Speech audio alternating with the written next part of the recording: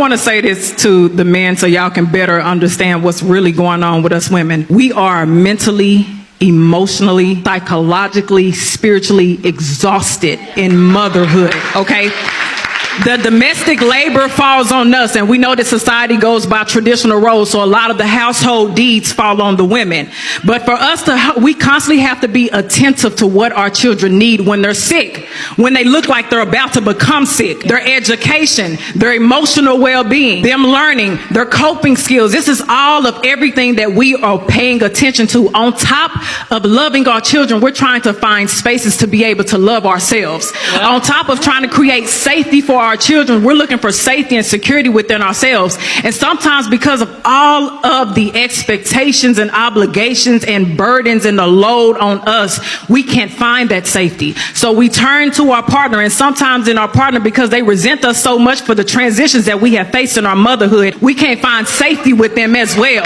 So you have to be able to extend some type of grace. And that's what we mean when we say we want to be seen, we want to be heard, we want to be understood, we want to be validated. We need you all because we understand that mentally, psychologically, men and women are not the same. We understand that, but as a partner, we need you to try to step into our shoes, see it through our eyes, hear it through our ears, feel it through our heart, so you can better understand where we are coming from. A lot of people think single moms are just women without a spouse. Sometimes you can be a single mom in a relationship because you are doing all the work, and all he's been prepared to be as a man is a protector and a provider, but nobody told him he has to be a nurturer. So you have some of these women that are losing themselves in a marriage because they excessively have to be a mom and a dad because you are there and you are not helping. You want this woman to be your wife, but how can she when she's a full-time mom doing overtime on momming because you're not helping? You don't feel like freeing up a day or two so she can enjoy herself, so she can go out, so she can feel like a human being, so she can revitalize herself, so she can be her best version of herself for you? But yet and still, you'll work, you'll come home, and she's doing the same things. It's not like she's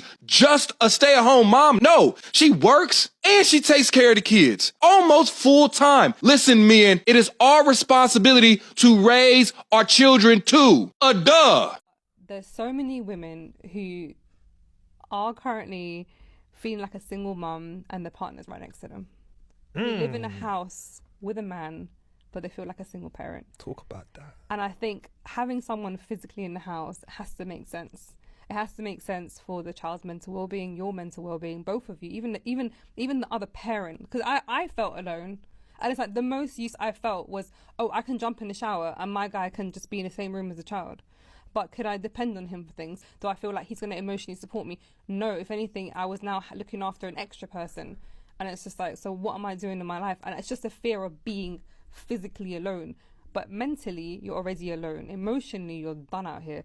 So it's just like, it's just biting the bullet and taking that step. And that's how when I talk about these things, I'm not encouraging people to step out and like bond their relationships, but we're both now leveling up to each other's negative energy. I'm doing you a disservice, you're doing me a disservice, because I know you actually have the potential to be a great guy, and I know who I am, and I'm not behaving in a way I should be. We're both suppressed. When we go our separate ways, you then revert back to you, and therefore your child gets to see the best version of you. I then start building myself, and then my child starts thriving off me, and together this child is the happiest child.